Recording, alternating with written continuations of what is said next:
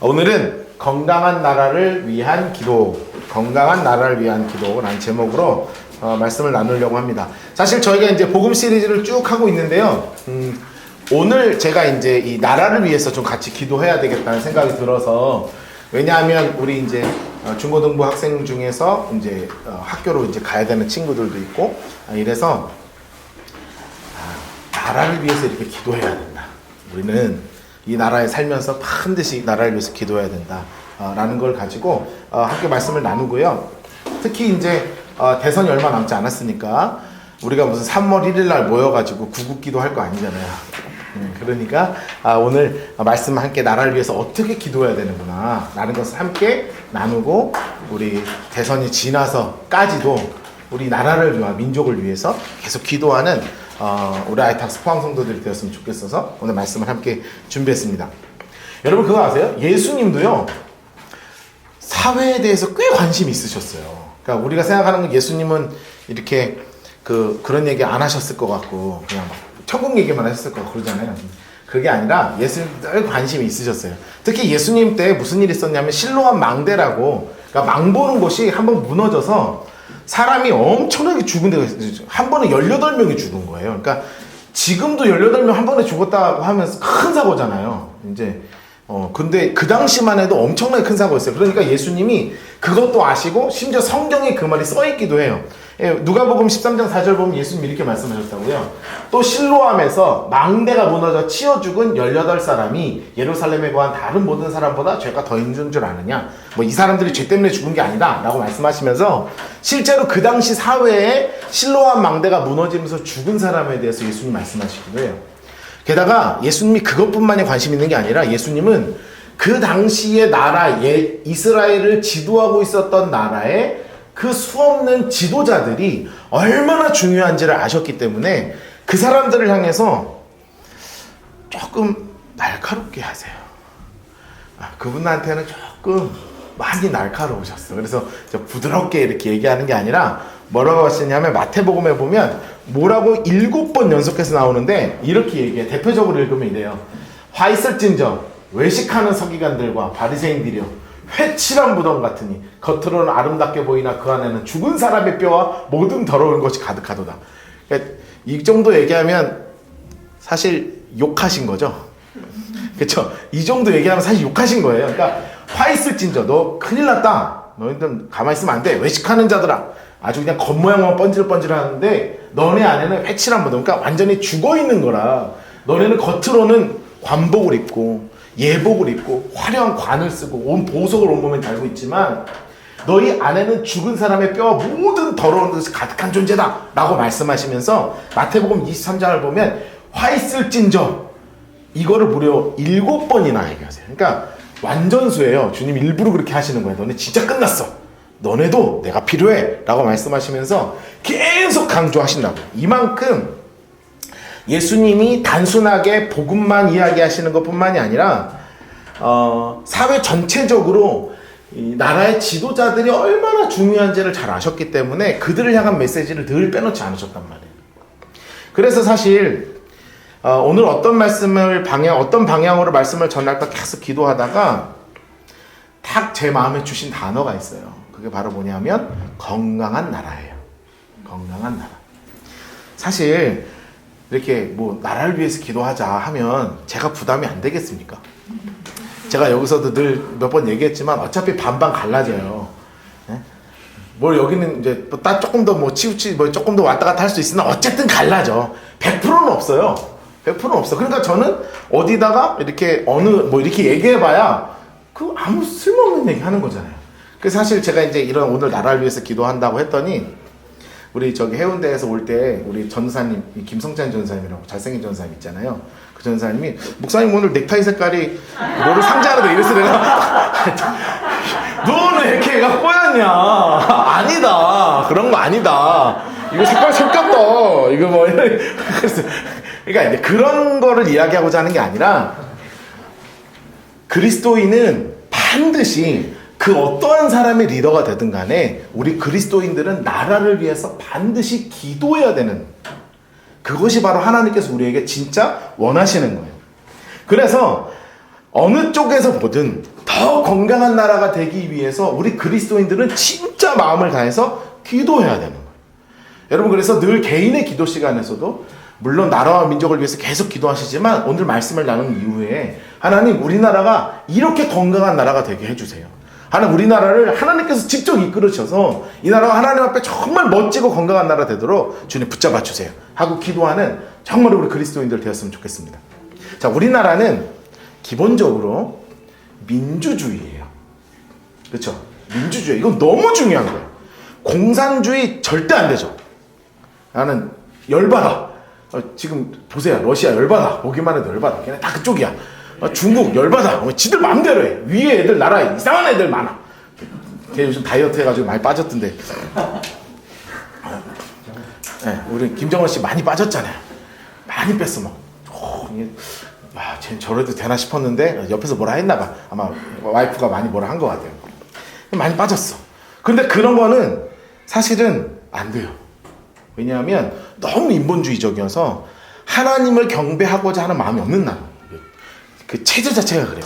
그런데 하나님, 제가 볼 때는 지금 우리가 살고 있는 이 민주주의를 지키는 것은 참 중요해요. 왜냐하면 이게 되게 기독교적인 가치관들을 갖고 있거든요. 자유에 대해서, 그리고 평등에 대해서, 그리고 인권에 대해서. 여러분, 이거 너무 중요한 거예요. 물론 이것이 너무 좌로 치우쳐서 우리가 도저히 타협할 수 없는 점까지 요즘 자꾸 가려고 그래서 그건 우리가 자꾸 막고 있지만, 어쨌든 민주주의라는 것이 갖고 있는 것이 자유와 그리고 평등과 인권을 중요시하기 때문에 사실 너무나 중요한 거예요.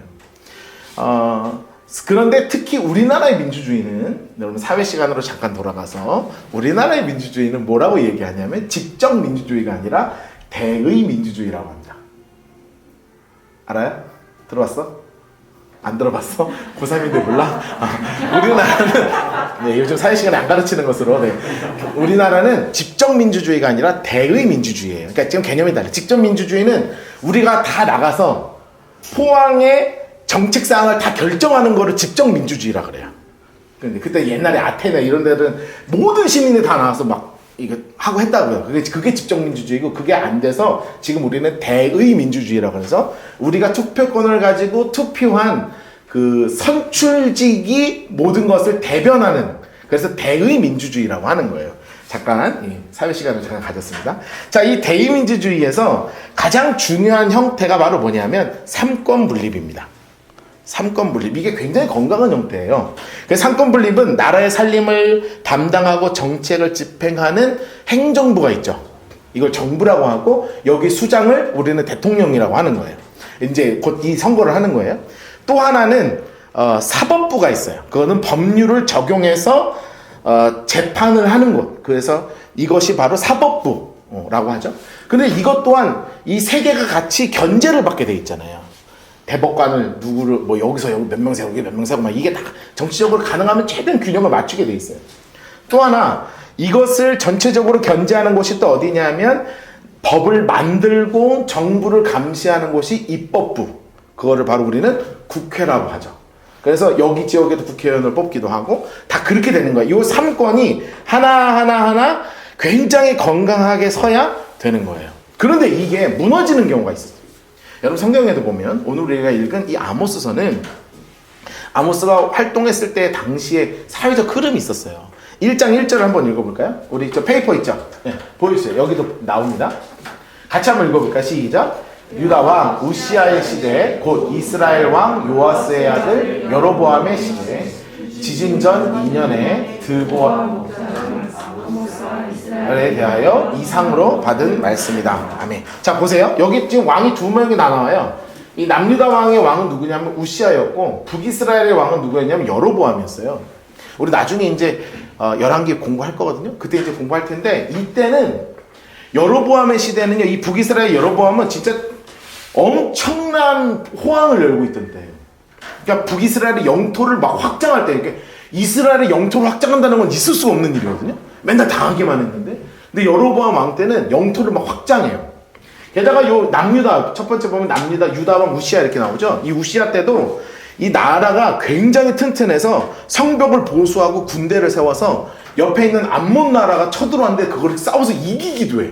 그러니까 사실 이스라엘 역사에서는 잘 없는 이 강한 때예요. 가장 강한 때가 언제냐면 이때였어요. 그러니까 남과 북을 통틀어서 다윗과 솔로몬 이후에 최고의 전성기 시대가 언제냐면 우시아와 여로보암의 시대예요. 근데 이때 문제는 안이 썩어 들어가기 시작해요. 겉에는 너무 호화롭고 너무 잘 되고 있는데 안은 막 문드러져 가고 있는 거예요. 2장 6절 말씀 보니까 이렇게 써 있어요. 여러분 진짜 이거 가슴 아픈 일이에요. 여호와께서 이와 같이 말씀하시되 이스라엘의 선악과 주제로 말미암아 내가 그 벌을 돌이키지 아니하리니 이는 그들이 은을 받고 의인을 팔며 신발 한 켤레를 받고 가난한 자를 팔아요. 여러분 지금 이 상황이 이해가 되세요?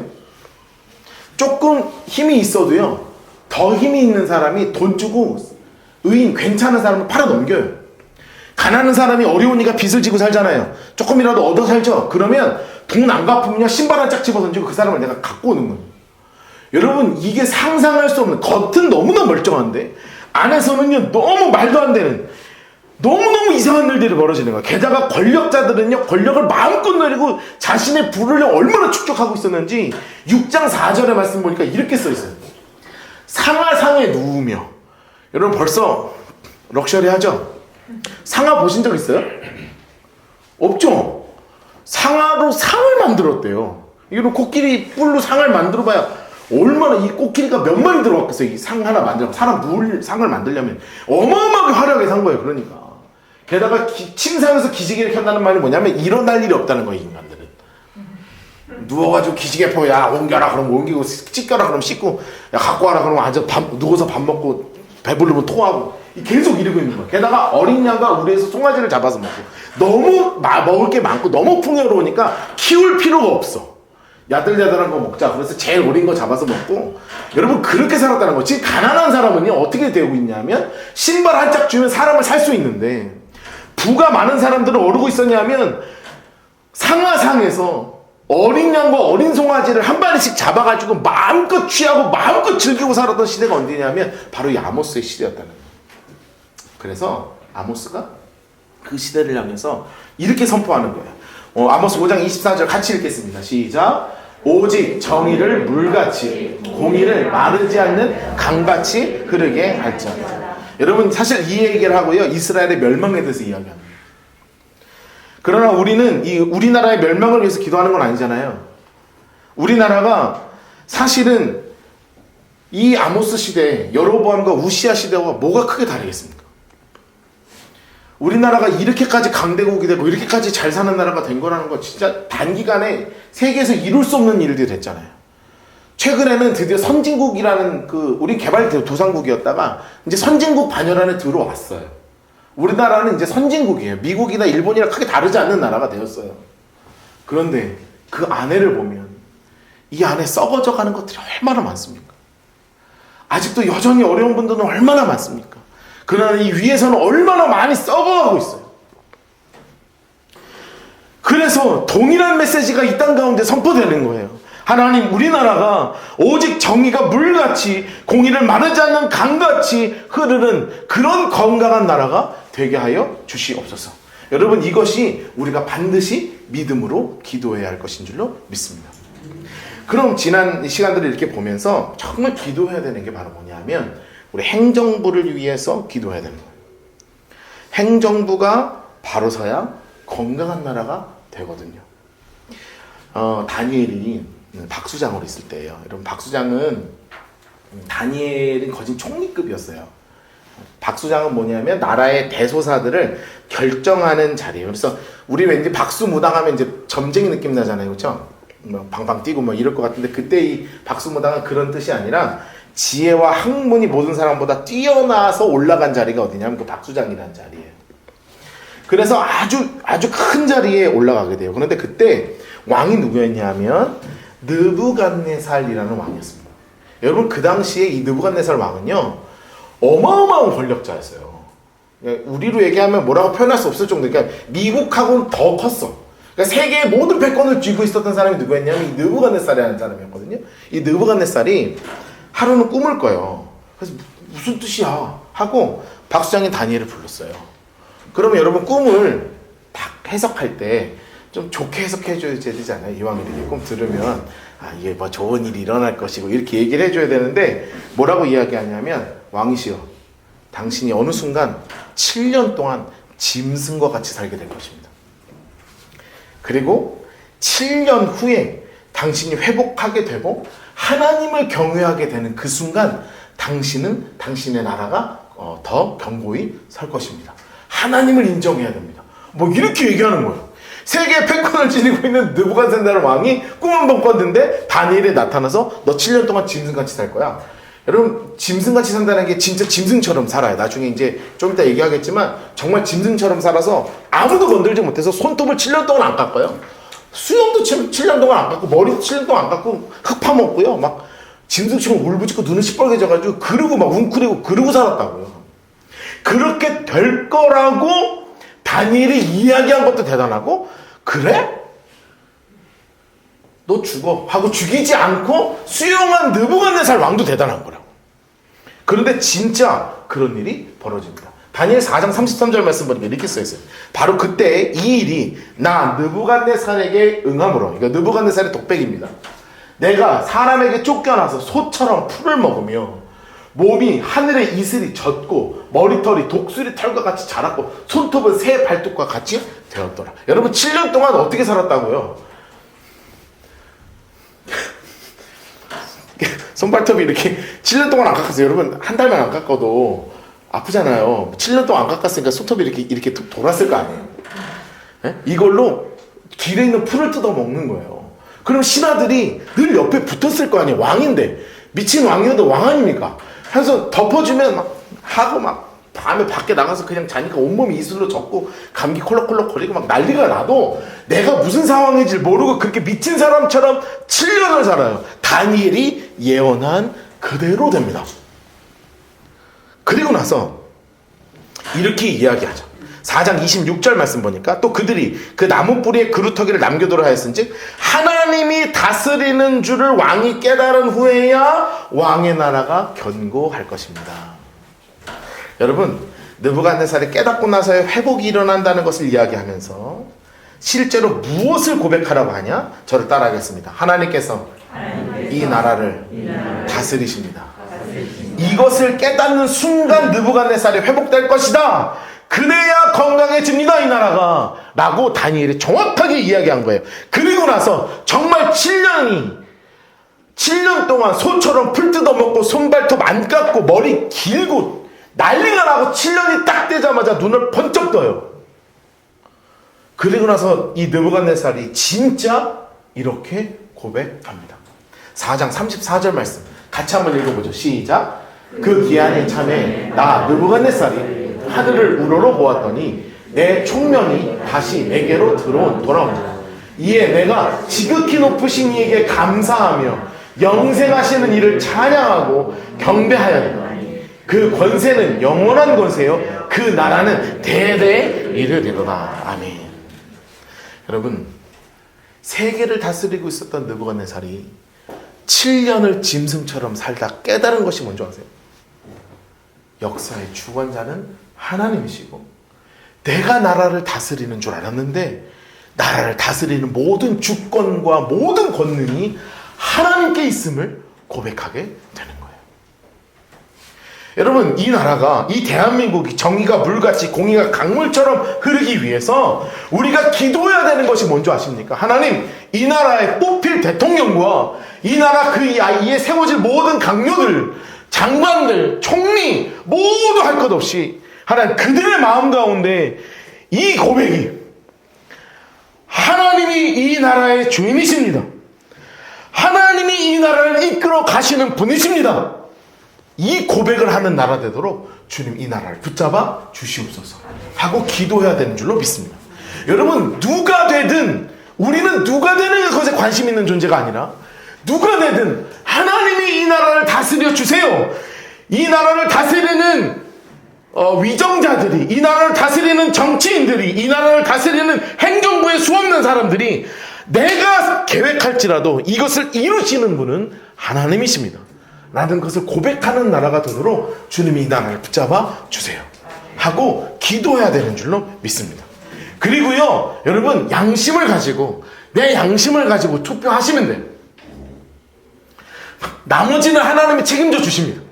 우리가 기도하고 내 양심에 따라서 투표하면 되는 거예요.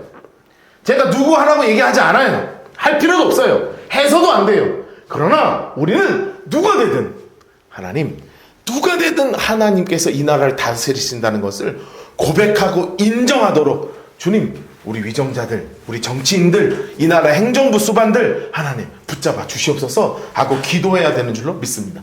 왜냐하면 잠언 말씀에 이렇게 고백하고 있기 때문에 그래요. 함께 읽겠습니다. 시작.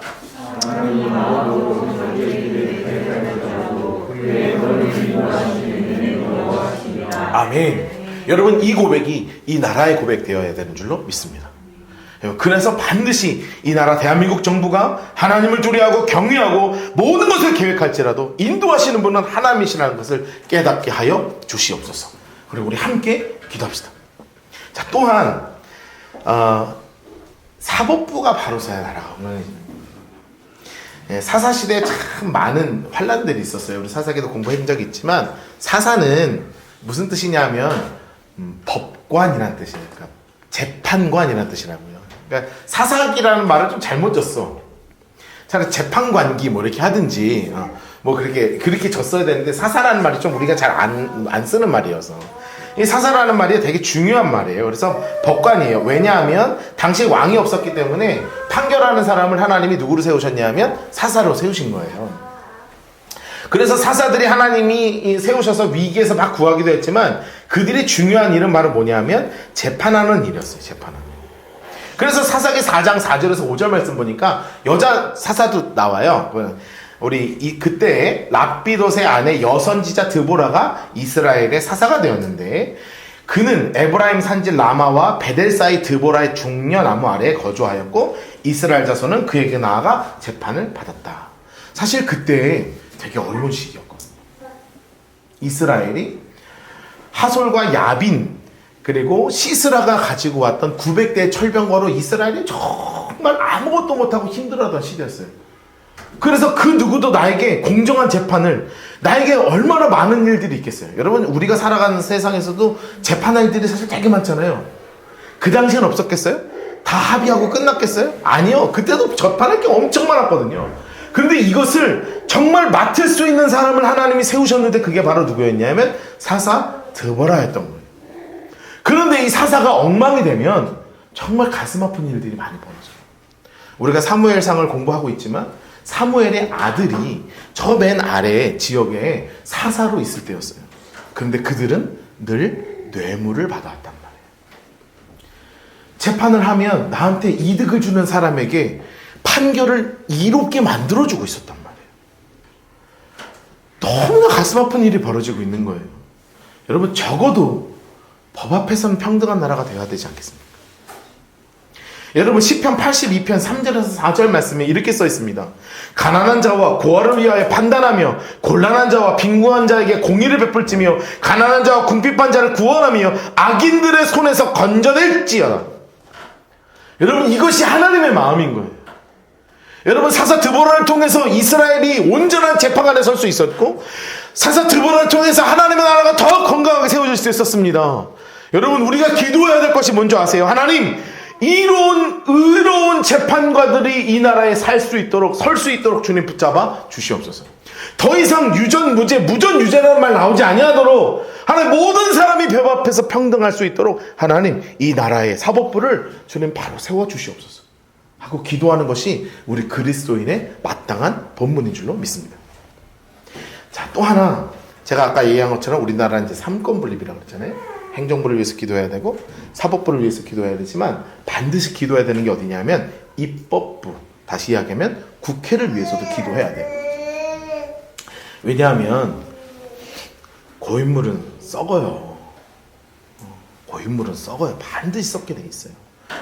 그리고 우리 국민들이 눈을 똑바로 뜨고 지켜보지 않으면 안 되는 거예요. 사실 국회의원의 위세가 얼마나 대단해요. 무슨 청문회 한다고 하고 무슨 국무회의 한다고 하고 그러면 막 장관이 됐든 뭐 누가 됐든 앞에 놓고 막 서슬 벌어차네. 막 소리 빡빡 지르고 막 서로 막 네가 근데 막 하거든요. 되게 재밌어요. 그거 보고 있으면 뉴스 보면 되게 재밌어요. 막 빡빡거리고요. 막 엄청 뭐라 그래요. 그게 말입니까? 막 이렇게 하고 막 그렇게 하는 게 우리나라 국회의원이에요. 아무 말도 못해요. 한 나라의 장관인데요. 국회의원이 막 뭐라 그러면 말도 못하고 되게 위세가 대단하다고. 그래서 이 사람들이 하는 일은 뭐냐면 법을 세우고 또 나라의 예산을 점검하고 이렇게 하는 거예요. 그러니까 결정하는 게 다 이렇게 결정이 되거든요.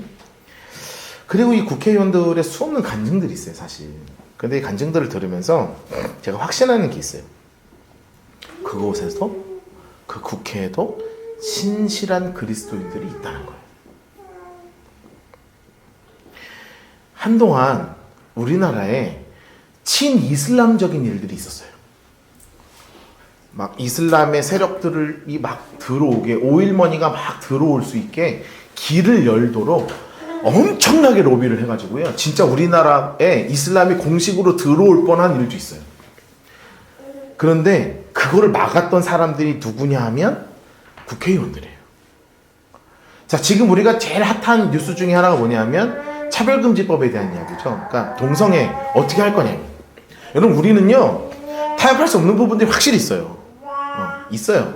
이 되게 역차별적인 요소도 굉장히 많습니다. 근데 이것이 계속 제정이 되려고 수없는 사람들이 모든 힘을 다해서 모든 로비를 다해서 막 나갈 때 이것을 맨 앞에서 막는 사람들이 누구냐면 국회의원들이라고. 실제로 그렇게 막는 국회의원들이 있어. 여러분, 그들을 위해서 정말 중보해야 돼요. 왜냐하면 그것이야말로 진짜 공의가 물같이, 정의가 강물같이 흐르는 곳이 되어야 하거든요. 여러분, 그래서 어떤 그리스도인이 국회의원 되기를 위해서 기도해야 될까 늘 생각해 봐야 돼요. 자, 그 중에서 제일 제가 같이 기도했으면 좋겠는 분이 누구냐면 느헤미야라는 분이에요. 느헤미야. 여러분, 느헤미야라는 분은요 최고의 술 맡은 관원장이었습니다. 그러니까 말이 술 맡은 관원장인지 요즘 말로 하면 뭐인 줄 아세요? 와인 마스터예요. 와인 마스터. 이 사람이 만들면 좋아. 그냥 뭐 대단한 와인 장인이니까, 그러니까 좋게 얘기하면 장인이죠. 뭐 와인을 엄청 잘 만든. 그러니까 그 나라에서 술 제일 잘 만든 사람이 누구냐면 느헤미야. 그래가지고 왕이 마시는 술을 담당하는 사람이었으니까 사실 권력 대단한 사람이에요. 그러니까 우리가 얘기할 때는 그냥 이렇게 뭐 술 이렇게 따라주거나 이 정도 수준이 아니고요. 뭐 사람 하나 왔다 갔다 하는 거 아무것도 아닌 사람이에요. 딱 제가 예전에 한번 설교한 적이 없나? 그거 있잖아요. 왕 앞에 좋은 만찬, 고기, 스테이크 제일 좋은 거 딱 깔아놓고 딱 이렇게 병 좋은 거 딱 갖고 와서 1907년 프랑스 파리에서 뭐 이렇게 한 거, 프랑스 산이라고 이렇게 하면서 이렇게 따가지고 이렇게 해가지고 이렇게 꼭꼭꼭을 따라주면 벌써 향이 확 퍼지는 순간 왕이 가잖아요. 이거 뭐야? 그러면 한마디만 하면 돼요. 박노아가 요즘 조금 그 한마디만 하면 전 죽어요. 그러니까 길게 얘기할 것도 없어. 그러니까 좋은 와인 하나 이렇게 꼴꼴꼴꼴 따라주면서 하면 왜 한숨이냐? 이 좋은 술 놔두고. 그러면 박노아 때문에요. 괜찮습니다. 좋은 날인데 이 나쁜 얘기 하지 마시죠. 그러면 바로 죽는 거예요. 박노아 바로 그날 막 군사 쳐들어가지고 그냥 막 끌려가서 막 그냥 채찍받고 난리 나는 거예요. 그러니까 이런 위치에 있는 사람이, 그러니까 마음 먹으면 얼마든지 할 수 있는 사람이 누구냐면 느헤미야라는 사람이에요. 근데 느헤미야에게 들렸던 소식이 뭐냐면 이스라엘의 성전은 완공이 됐는데 성벽이 여전히 무너져 있다는 거예요. 이거를 좀 세우고 싶은데 이걸 어떻게 해야 되나. 그래서 6개월 동안 기도해요. 이 성벽을 세우기 위해서 정말 6개월 동안 기도한다고요. 눈물 흘리면서 금식하면서 기도해요. 느헤미야 1장 4절에 이렇게 써 있습니다. 내가 이 말을 듣고 울고 수일 동안 슬퍼하며 하늘의 하나님 앞에 금식하며 기도해요. 여러분, 무려 6개월간이나 하나님의 때를 기다리면서 하나님, 이 아닥사스다 왕인데 이 아닥사스다 왕을 통해서 이스라엘의 성벽이 재건될 수 있도록 하는 모든 것을 다 허락해 주시옵소서 하고 막 기도하는 거예요. 그런데 어느 하루는 아닥사스다 왕에게 하나님의 눈이 임했어요.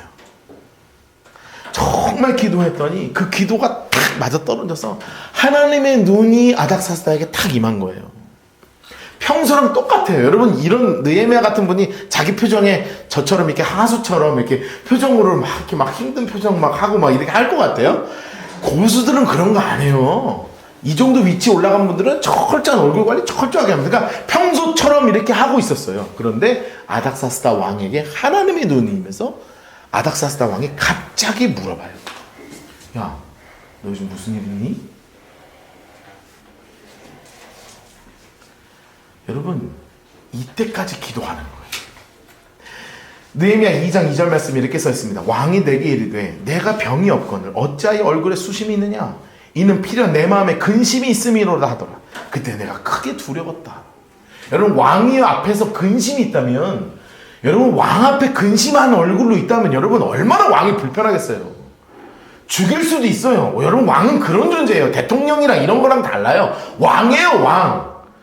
당장 저자를 내치고 다른 사람 들이라고 하면 들을 수 있는 존재라고요. 그런 사람 앞에 어떻게 얼굴을 표정을 관리를 안 하겠어요. 철저히 포커페이스 하고요, 잘 기다리고 있었어요. 그런데 기도하고 있을 때 하나님의 타이밍에 하나님의 눈을 아닥사스다에게 주신 거예요. 그래서 그 마음에, 이 느헤미야 마음에 있는 근심과 걱정을 캐치하게 하세요. 그러면 6개월 동안 기도했으니까 딱 말을 하면 되잖아요. 그런데 그때 진짜 하나님의 사람의 진가가 드러나요. 2장 4절 말씀입니다. 같이 한번 읽을까요? 시작. 왕이 내게 이르시되 그러면 내가 무엇을 원하느냐 하시기로 내가 곧 하늘의 하나님께 묵도하고. 아멘. 여러분, 우리가 기도해야 할 국회의원의 모습은 저는 이런 것 같아요. 국회 안에 있는 수없는 그리스도인들이 있어요. 진짜 있습니다. 신실한 그리스도인들이 있어요. 그들이 각종 좀 어려운 얘기지만 상임위원회라는 게 있어요. 국회에는 각 조직이 다 나뉘어져 있어요. 이 상임위원회에서 법들을 통과시키는 거예요. 법들을 만들어서 여기서 하는 거거든요.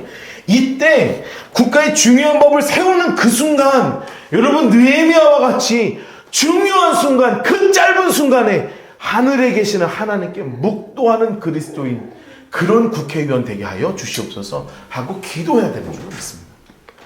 여러분, 결정의 순간 내 생각대로, 내 뜻대로, 내가 계획한 대로 하는 그리스도인들이 필요한 게 아니라, 그런 국회의원들이 필요한 게 아니라 정말 중요한 순간에 그 순간 찰나까지도 기도하는 이 나라의 법을 세우는 사람들이 되게 하여 주시옵소서. 우리가 함께 기도해야 될 줄로 믿습니다. 그러면 그들의 국회의원을 통하여 우리에게 이런 고백이 나와야 되는 거예요. 2장 18절의 고백입니다. 우리 같이 한번 읽겠습니다. 시작. 또 그들에게 하나님의 선한 손이 나를 도우신 일과 왕이 내게 이른 말씀을 전하였더니 그들의 말이 일어나 건축하자 하고 모든 힘을 다해 이 선한 일을 하려 하네. 아멘. 여러분, 국회의원들의 고백이 이랬으면 좋겠어요. 하나님의 선한 손이 나를 도우셨습니다. 이 나라를 어지럽히는 법이 세워지려 할 때 그리스도인이 나를 통하여 하나님의 선한 손이 일하셨습니다 라는 고백이 그 땅 가운데서 이루어져야 될 줄로 믿습니다. 우리는 그냥 이 나라가 흘러가는 대로 살아가고 있어요. 오늘 하루 내가 필요한 것을 먹고 내가 필요한 일을 하며 세금 내고 살아가고 있지만, 그리스도인으로서 깨어서 하나님, 이 나라 행정부가 하나님을 두려워하는 행정부 되게 하여 주시옵소서. 대통령이 누가 되든, 총리가 누가 되든, 장관이 누가 되든, 하나님 그 누구도 하나님이 역사의 주관자이심을 고백하고 하나님의 손이 이 나라를 다스리심을 고백하며 인정하는 이 나라 정부가 되게 하여 주시옵소서. 기도해야 됩니다. 하나님, 법 앞에 모두 다 평등하다고 하는데 정말로 그렇게 사사 드보라와 같이 정말 평등하게 모든 사람에게 동일한 법으로 하나님 판결하는 이 나라 사법부 되게 하여 주시옵소서. 또한 느헤미야처럼 정말 이 나라의 문제를 가지고 몇 개월이 되든 기도하고 중요한 순간이 왔을 때 정말로 그 짧은 순간이라도 하나님께 묵도하며 모든 일을 하나님께 던져 하나님의 선한 손이 나를 도우셨다 고백하는 이 나라의 국회의원들 되게 하여 주시옵소서. 여러분, 이것이 우리 그리스도인들이 기도해야 되는 줄로 믿습니다. 우리는 그리스도인들입니다. 그냥 하루하루를 이 땅 가운데 살아가는 것이 아니라 대한민국에서 살아가고 있는 그리스도인들입니다. 우리는 반드시 이렇게 이 나라를 위하여 기도해야 되는 줄로 믿습니다. 잘 정리하셔서 오늘부터 매일매일 나라를 위해서 기도할 때 이 기도 제목대로 우리 하나가 되어서 함께 기도하는 우리 라이트하우스 포함 모든 성도들 되시기를 주님으로 축복합니다. 우리 함께 찬양하도록 하죠.